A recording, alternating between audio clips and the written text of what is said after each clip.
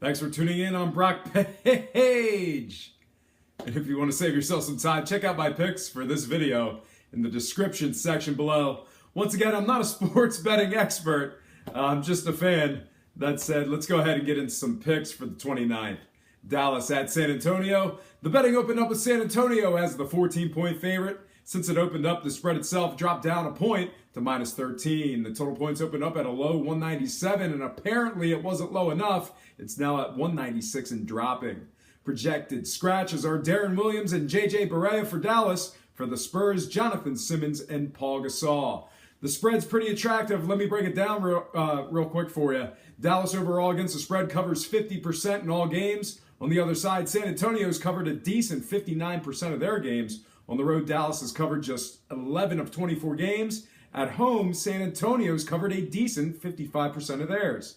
As the underdog, Dallas covers 45% of the games. San Antonio, on the other hand, covers 55% of their games at home.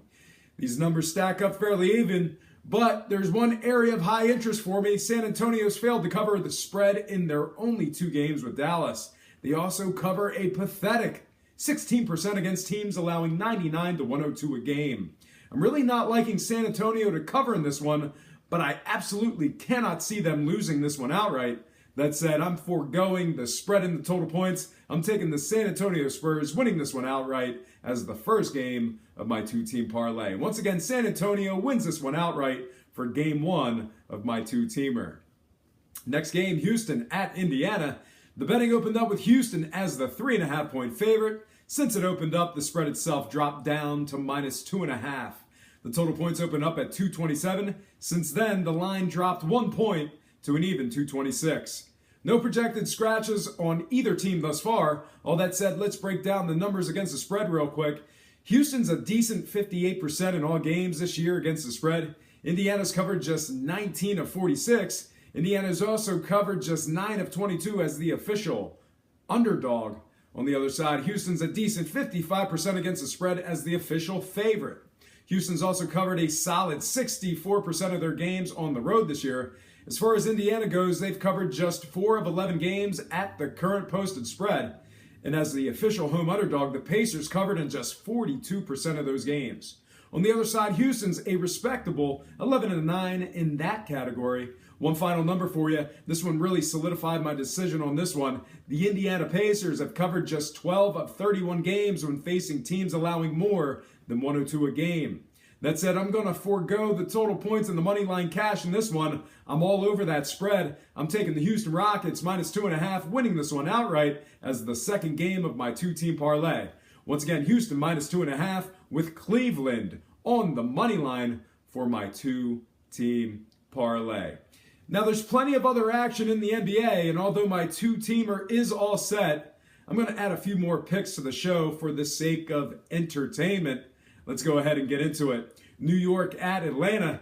New York successfully covered the spread in their first 3 meetings with the Hawks. Speaking of which, Atlanta's covered just 37% of their games at the current spread this year.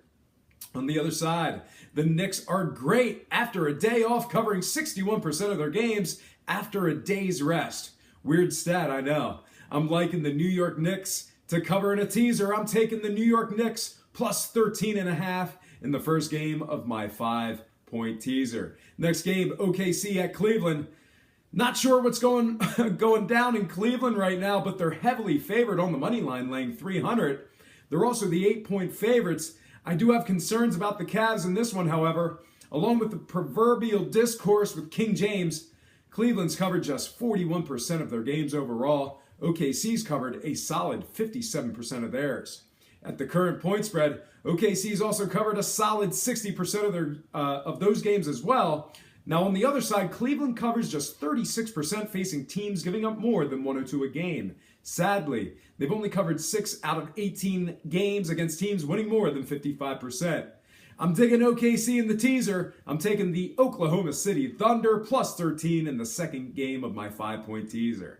Next game, Washington at New Orleans. I'm favoring Washington in this one, but the line, it seems kind of funny to me. That said, Washington's a respectable 59% against the spread overall. They cover a solid 64% at the current point spread this year, and as the favorite, they've covered a solid 62% of their games. When facing teams giving up more than 1 or 2 a game, Washington's a strong 66% against the spread. Now on the other side, New Orleans covered just 10 of 21 against teams winning more than 55%. Washington -1 seems really favorable, but I don't fully trust it. I'm throwing Washington into my teaser at +4. Once again, I like the Washington Wizards at +4 in my 5-point teaser. Next and final pick for the show, Philadelphia at Chicago. Looks like the process is sitting this one out, so it might be tough sledding for the Sixers, right? Well, before you write off Philly, they've been exceptional against the spread with and without Embiid. At the current spread, Philadelphia is covered an impressive 77%. Now listen to this. When facing teams around 500, the Sixers are covering a staggering 83%. If you're feeling skeptical about where I'm heading, I have one more stat for you. At the current point spread, the Chicago Bulls have covered just 28% of their games in that category. Even worse, they're just 6 of 18 against the spread versus teams winning less than 45%. Fine, one more stat for you. Chicago's covered just 7 of 19 games as the official home favorite. Okay, I think I've convinced myself that I made the right call. I think the Sixers are good on the spread here, but just to be sure, I'm including Philadelphia as the final team in my 5-point teaser. Once again, I like Philadelphia +13.5. Well, folks, that's going to do it for me. Once again, I have to remind you that I am not a sports betting expert, nor do I implore you to take any of my picks. If for some reason you decide to use the information on this program, you're utilizing it at your own discretion. Most importantly, if you're betting any of these games, do it safe, do it responsibly, and most important, have fun. For Brock Page predictions and sports picks, I'm Brock Page, and have yourself a positive day.